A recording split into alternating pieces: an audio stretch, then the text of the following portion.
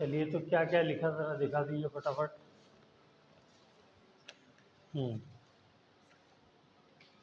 इसके लिए 2 - 3 -1 आ गया, वेरी गुड। इसके लिए 2 - 1 1 आ गया, ठीक है। इसके लिए 2 - 2 0 आ गया, ओके। इसके लिए भी 2 - 2 0 आ गया। इसके लिए 2 - 4 -2 आ गया। आपका भी यही है, 2 - 2 0, हाँ ठीक है। 2 - 3 तो -1 नीचे आ गया। 2 - 2 ये भी 0 हो गया। अच्छा, तो ये 2 - 2 तो 0 होगा ना, 2 क्यों लगा दिया? ये 2 - 1 ये 1 होगा। देखिए क्यों से गलती करी, क्यों करी, चेक करिए। हाँ, तुम दिखाओ। 2 - 3 -1, फॉर्मूला कहाँ लिखा? हाँ, तो के पी इज इक्वल टू के सी, जो ये फॉर्मूला है इसमें अप्लाई करना था ना। ये नहीं लिखना था यहाँ पर, इसकी ज़रूरत है। ये बीच में प्लस साइन क्यों लगा है? मल्टीप्लाई होता, ये खाली लिखना था के पी इज इक्वल टू के सी आर टी की पावर -1। -1 आ गया, -1 लिख दिया। यहाँ पे आया, फिर देखो तुमने प्लस लगाया,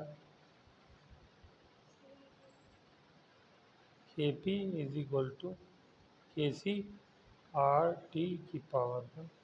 इस तरीके से करना। यहाँ पे हर जगह प्लस लगाती चली आ रही है, इसका मतलब अभी तक तुम्हारे दिमाग में यही क्लियर नहीं है। ये वैल्यू 0 आ गई, ये देखो यहाँ भी प्लस लगाया तुमने, के पी इज इक्वल टू के सी आर टी की पावर 0। बाकी सब भी लिखो इसी तरीके से। चलिए, तो ये वाला पार्ट हम लोगों ने कंप्लीट कर लिया के पी के सी के रिलेशन का।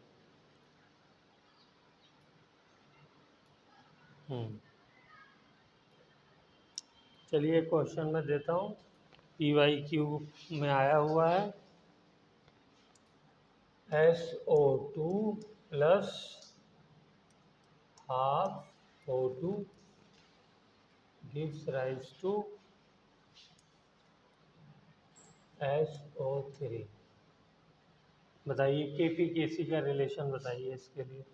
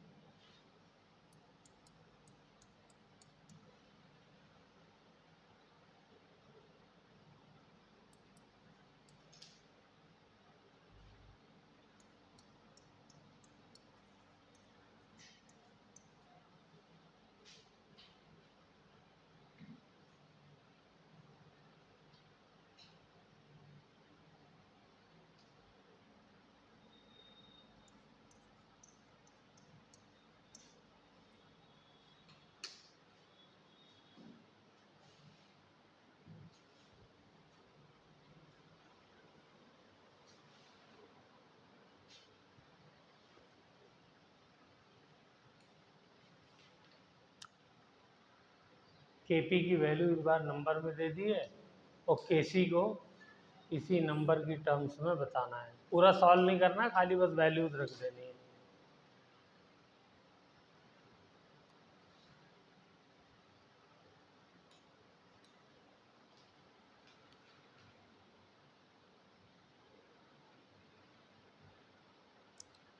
डेल्टा एन जी की वैल्यू क्या आएगी?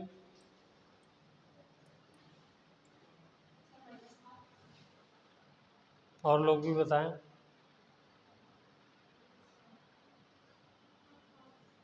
क्या क्या है ये? -हाफ। ठीक है, वेरी गुड। तो के पी इज इक्वल टू क्या हो जाएगा? के सी आर टी की पावर -हाफ। तो के सी इज इक्वल टू क्या हो जाएगा? के पी अपॉन आर टी की पावर -हाफ। यही आएगा। हाँ, तो गलत, एक गलती हुई है। सोचो क्या हुई है, जाओ शुरू में जाओ, जा करके देखो।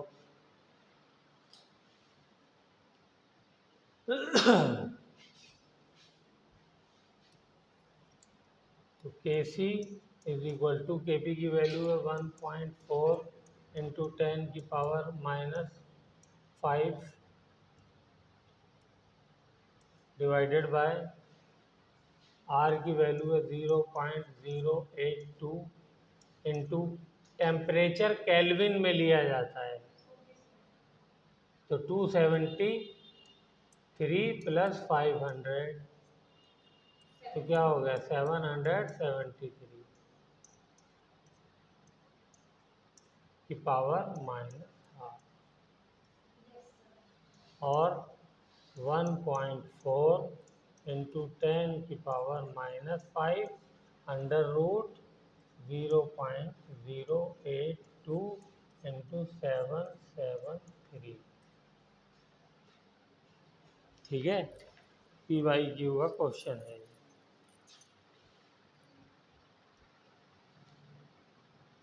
ऑप्शन में ऐसे ही ऑप्शन दिए हुए थे, एक ऑप्शन ये था।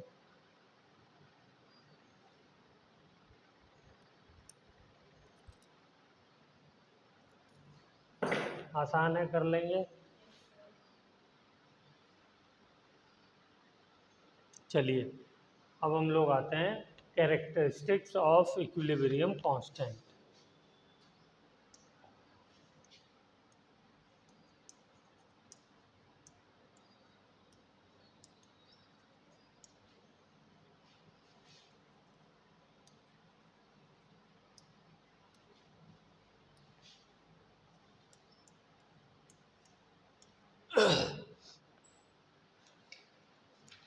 पहला,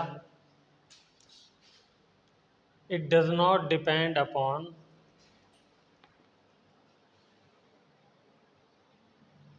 इनिशियल कंसंट्रेशन ऑफ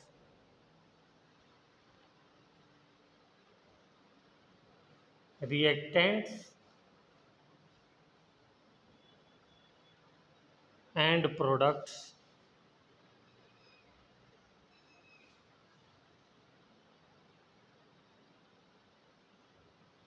ठीक है।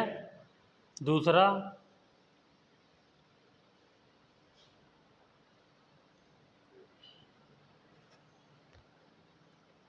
it does not depend on the presence of catalyst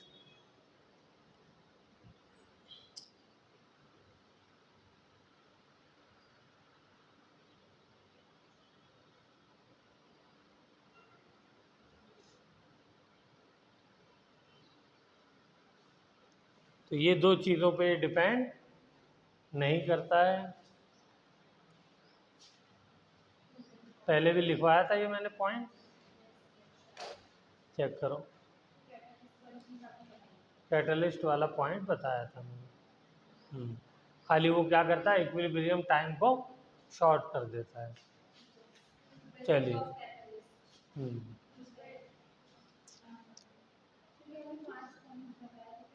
हाँ। ठीक है, तो अब लिखिए, इट डिपेंड्स अपॉन, किसके पे डिपेंड करता है? But it depends upon mode of representation of reaction.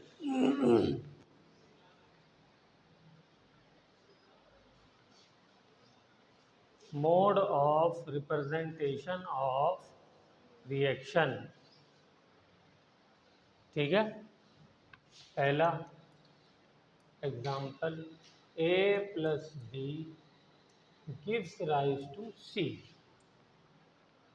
मान लो, या d कर देता हूँ, c प्लस डी। इसका इक्विलिब्रियम कांस्टेंट k है,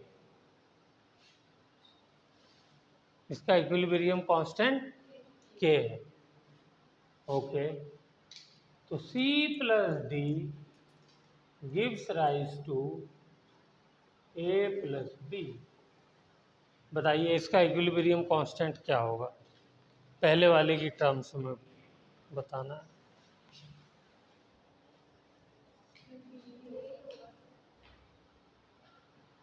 अब इतनी इंटेलिजेंट अभी नहीं हो गई हो, ठीक है, हो गई हो, करो।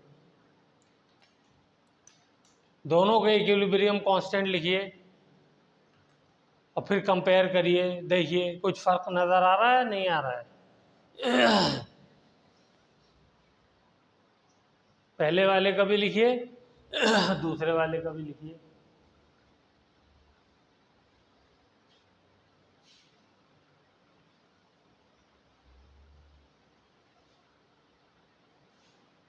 इसका इक्विलिब्रियम कांस्टेंट लिखिए।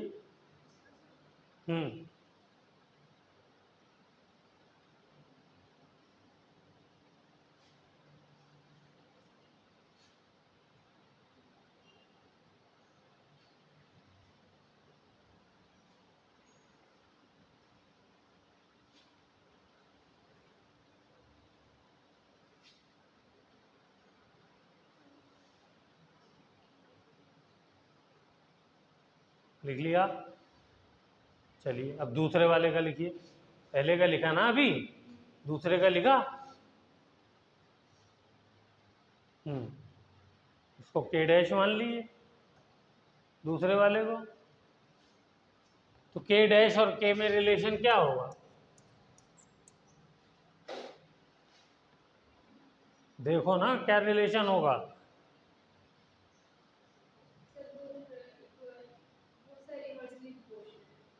इनवर्स हो गया है, सेम होगा सर। हाँ, वहां देख रही है, वहां दिखेगा, कॉपी में दिखेगा। पागल लड़की, इसको समझ में ही नहीं आया क्या कह रहा हूँ। ये हो गया, और जब ऐसे लिखा तो क्या हो गया, ये फ्लिप नहीं हो गया, नीचे वाला ऊपर आ गया, ऊपर वाला नीचे। इसका मतलब क्या हो गया, ये जो के डैश है, इसको लिखा नहीं तुमने, ये के डैश है, ये जो के डैश है इसका क्या है, 1/k नहीं हो गया। बहुत देर में समझ में आया, तो लिखो यहाँ पे, फिर यहाँ पे लिख दो ना, जगह है तो। K dash is equal to,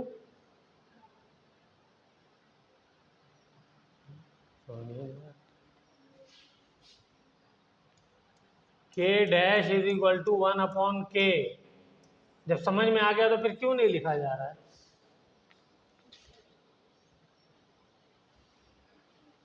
उसको 1/k की जगह रखोगी तो यही के डैश नहीं बन जाएगा तुम्हारा? है, कहाँ किया था तुमने? क्यों हो जाएगा, कैसे पता चला तुमको?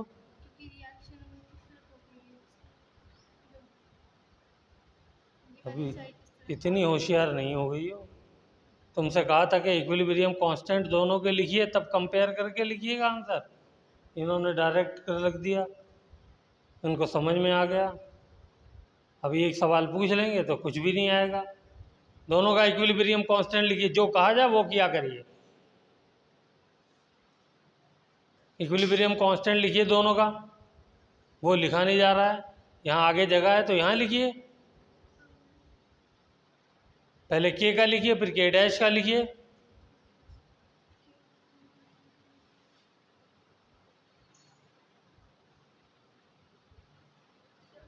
देखो इक्विलिब्रियम कांस्टेंट नहीं लिख पा रही है, और इन्होंने रिलेशन बता दिया।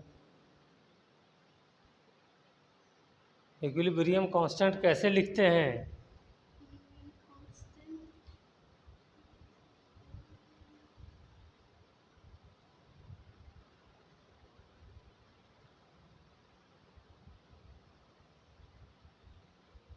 बेवकूफ़ लड़की, हर जगह लिखा हुआ है।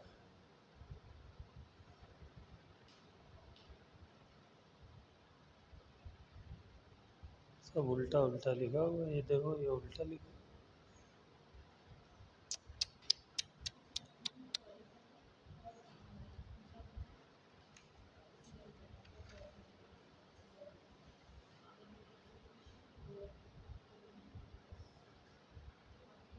ये तो सही लिखा।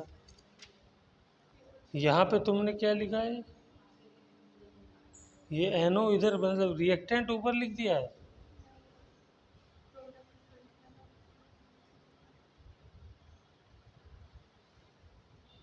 Concentration of product divided by concentration of reactant लिखते हैं ना, तो क्यों नहीं लिख रही है?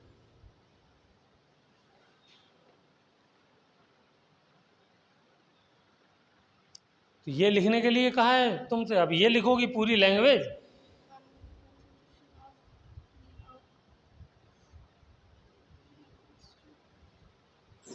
ऐसे लिखो ऐसे, वरना पिटाई खा जाओगी आज। वैसे मूड मेरा बहुत ख़राब है।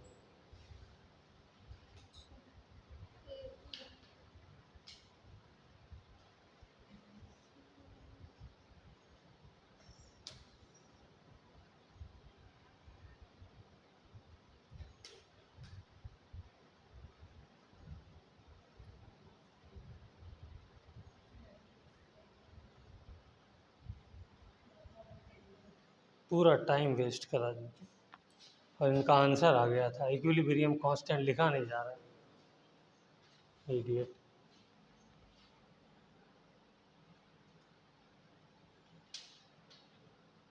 चलो इसको करो। N2 plus O2 gives rise to 2NO। इसका इक्विलिब्रियम कांस्टेंट है K। तो 2N2 plus 2O2 gives rise to 4NO। इसका इक्विलिब्रियम कांस्टेंट है K डैश। दोनों के बीच में रिलेशन बताओ जल्दी से।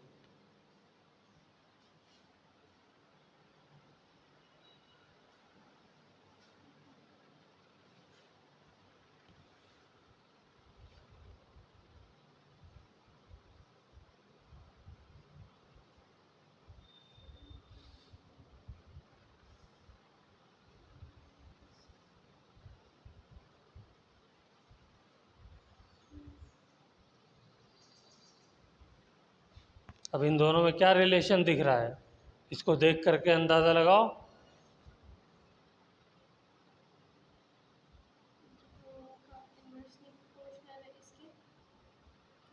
इन्वर्सली प्रोपोर्शनल है। प्रोपोर्शनल होता है,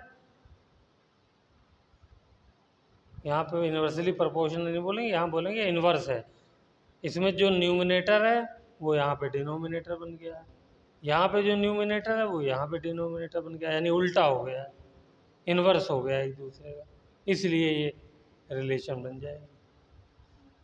तो ये लिखना था, पूरा मूड ख़राब कर दिया इसने। चलो ये वाला करो फटाफट। पहले वाले कांस्टेंट क्या है तो दूसरे वाले का बताओ, दोनों के बीच में क्या रिलेशन होगा, ऐसे ही लिखना। और ये सी लगाने की क्या ज़रूरत है हर उसमें, सीधे सीधे वो लिखा करो जो कंपाउंड है। ब्रैकेट का तो मतलब ही होता है कंसंट्रेशन। हो गया? क्या आया बता दो।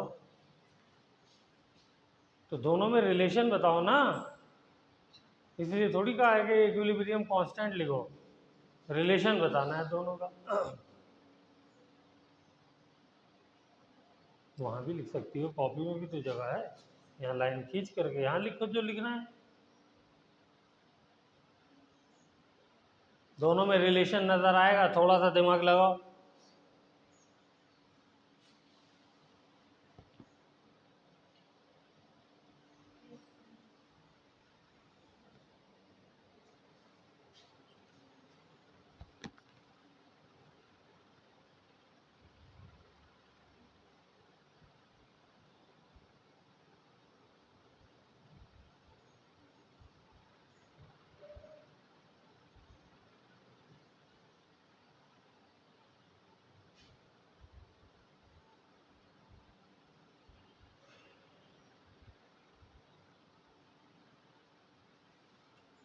चलो अब के डैश लिखो नीचे।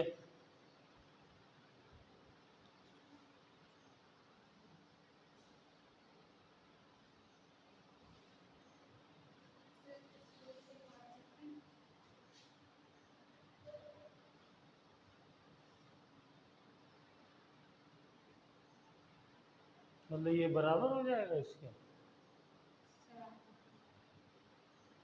कहाँ मैंने क्या कहा? 1/k आ रहा है।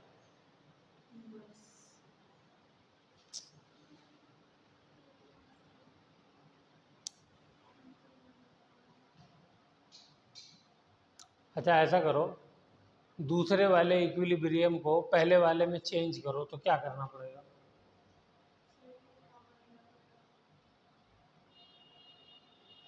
फॉर्मूले में करो, फॉर्मूले में। दोनों का लिख लिया?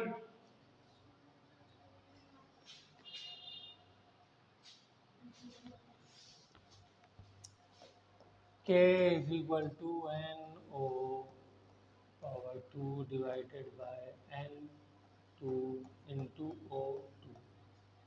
K dash is equal to NO की पावर 4 डिवाइडेड बाय N2 की पावर 2 O की पावर। अब मुझे इसको इसमें कन्वर्ट करना है, तो क्या करूँगा? NO अंडर रूट कर दूँ, ये कर दिया मैंने। N2 O2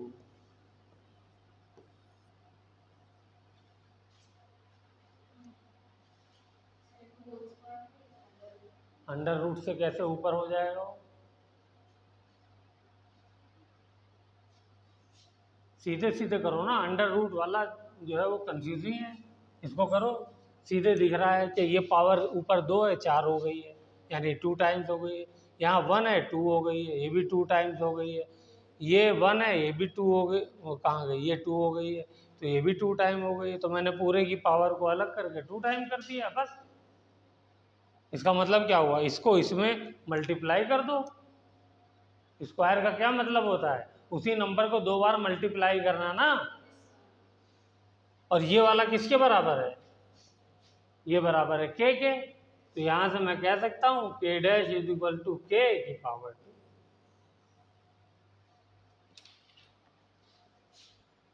ये रिलेशन आ गई।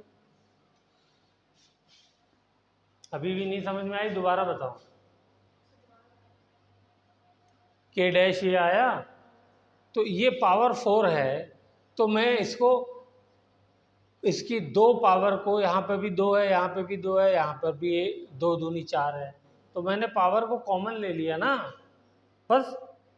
तो अंदर वाला जो, अब पावर को जब कॉमन लेकर के बड़ा ब्रैकेट लगा दिया, तो अंदर वाली जो वैल्यू है वो तो के बराबर है, तो उसकी जगह मैंने के रख दिया। तो क्या हो गया? के का स्क्वायर हो गया, नहीं हो गया? ये देखो,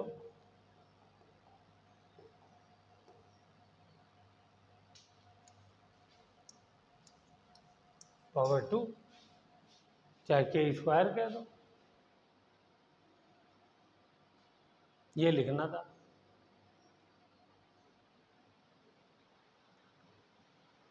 तो इस बात से क्या पता चला, बोलिए जैनब?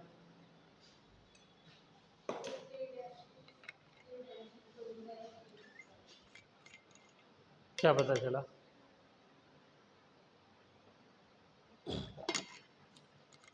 इस बात से हमको ये पता चला कि जिस नंबर से हम इक्वेशन को मल्टीप्लाई कर देंगे, कांस्टेंट जो होगा उस इक्वेशन का पहली वाली इक्वेशन की पावर बन जाएगा।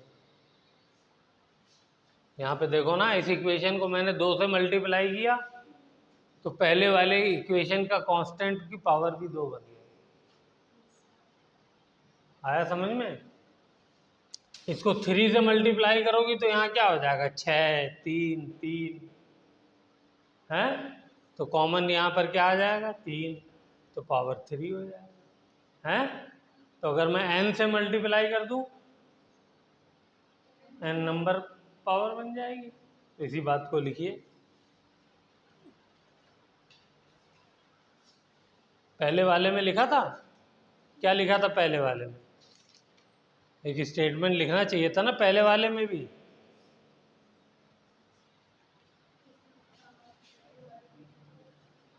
चलो पहला वाला कहाँ गया? ये इसमें भी लिखो, इफ वी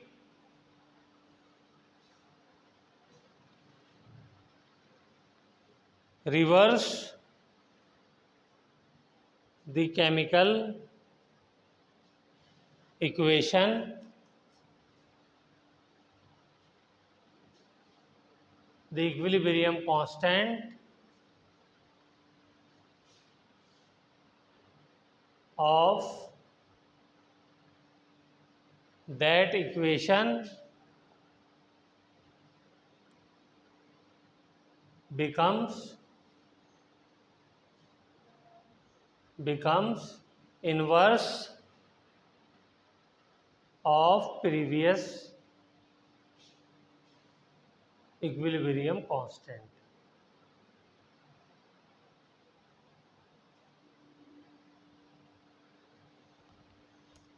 जैसा कि एग्जाम्पल में दिया हुआ है, यही तो किया है। इक्वेशन को हमने क्या किया है? रिवर्स कर दिया, प्रोडक्ट को रिएक्टेंट बना दिया, तो इक्विलिब्रियम कांस्टेंट क्या हो गया? वो इन्वर्स हो गया। अब ज़ैनब तुम बताओ इसमें क्या बात समझ में नहीं आई? इसमें मैंने ये कहा कि अगर मैं इक्विलिब्रियम रिएक्शन को किसी नंबर से मल्टीप्लाई करता हूँ तो जिस जो इक्वेशन बनी उस इक्वेशन का इक्विलिब्रियम कांस्टेंट पहले वाली इक्वेशन की इक्विलिब्रियम कांस्टेंट की पावर में वो नंबर आ जाए। ठीक है, तो इसी बात को लिखो अगले वाली। उसके बाद तो ये मोड ऑफ रिप्रेजेंटेशन में ही तो सारी चीज़ें आ रही हैं कि हमने लिखने का रिप्रेजेंट करने का तरीका चेंज किया तो इक्विलिब्रियम कांस्टेंट चेंज हो गया। तो लिख लीजिए, चलिए मैं ही बोलता हूँ, if we multiply a equilibrium reaction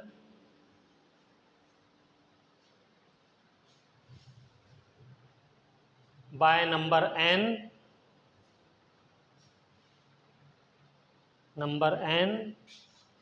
then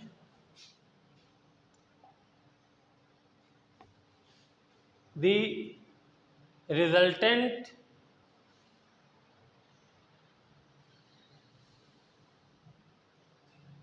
equilibrium constant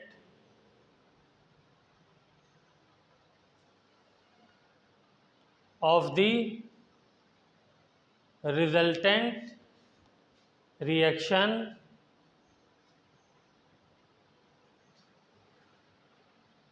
will be equal to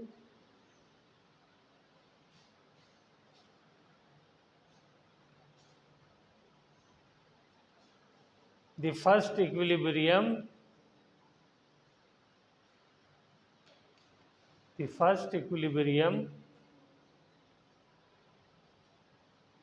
constant की पावर n। सेम चीज, चलिए इसमें करते हैं, SO2 plus O2 gives rise to SO3। बताओ इसको n से मल्टीप्लाई करें? हाँ, n से मल्टीप्लाई करो, यहाँ कर दो।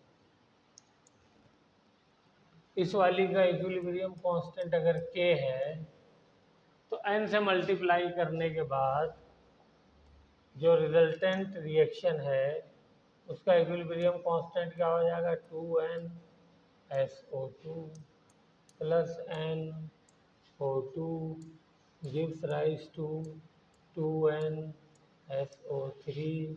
इसका इक्विलिब्रियम कांस्टेंट k डैश तो के डैश की वैल्यू क्या हो जाएगी, बोलिए। के डैश की वैल्यू हो जाएगी पहले वाले की पावर n। यही बोला है मैंने।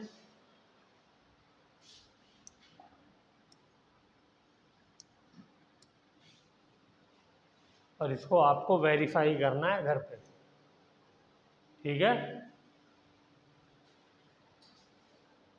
होमवर्क में इसको वेरीफाई करना है, ठीक है। क्या करेंगे, पहले वाली फॉर्मेट में जो इक्विलिब्रियम कांस्टेंट आएगा, आप देखोगे कि सब में n कॉमन आ जाएगा। n कॉमन आएगा तो उसको बाहर ले लीजिएगा बड़ा ब्रैकेट लगा करके, पावर n। तो अंदर वाला कांस्टेंट क्या हो जाएगा, k, ठीक है। करेंगे तो आ जाएगा। चलिए,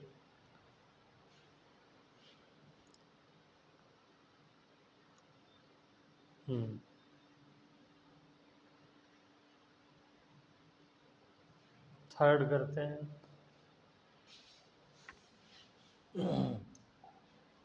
suppose a gives rise to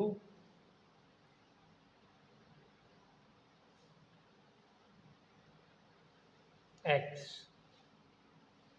and b gives rise to y, और इसका इक्विलिब्रियम कांस्टेंट है k1, इसका है k2। इन दोनों को मैंने ऐड कर दिया या ऐड नहीं भी किया, चलो। एक तीसरी इक्वेशन लिखी, a plus B gives rise to x plus Y. इसका इक्विलिब्रियम कांस्टेंट है k3। Find relation between k1, k2 and k3।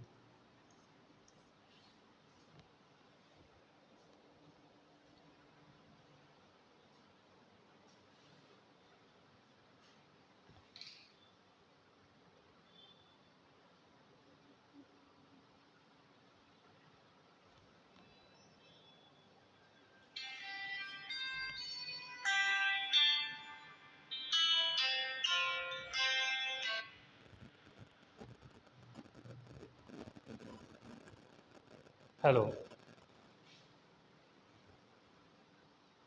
जी बोलिए भैया। जी जी बताइए भैया। स्टार्ट हो गए हैं भैया। हाँ हाँ, क्यों नहीं कर सकते।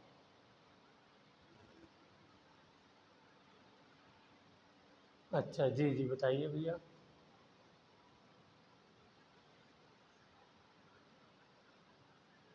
हम्म,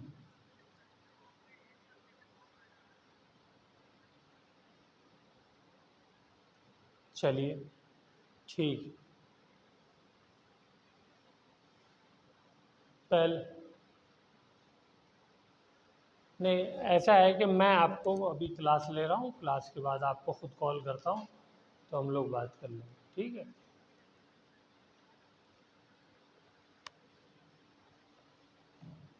हो गया। पहले तीनों का लिखिए, फिर वही रिलेशन निकालना है ना। तो कैसे निकालेंगे, पहले तीनों का इक्विलिब्रियम कांस्टेंट लिखिए। इसका क्या हो जाएगा, x अपॉन ए। इसका क्या हो गया, y अपॉन बी। बोलो।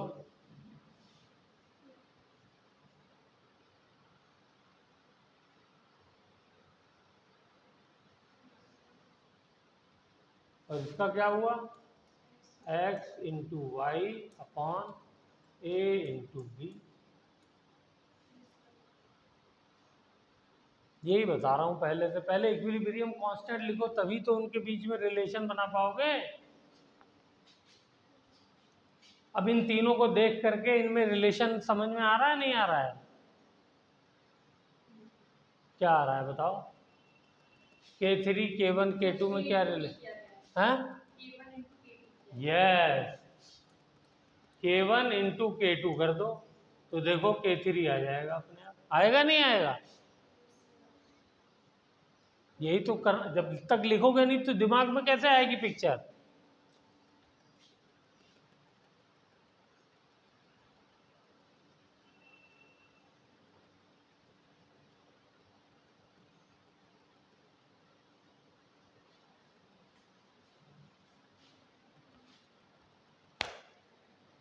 हो गया है? क्या मतलब हुआ इसका? हम्म, कुछ और भी मतलब निकल रहा है।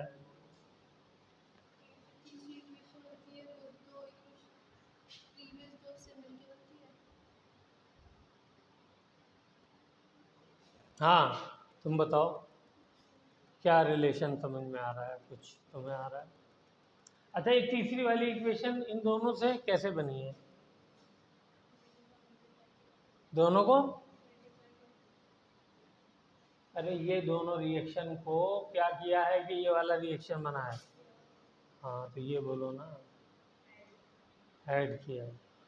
यानी दो अगर रिएक्शन को हम ऐड करते हैं तो उससे जो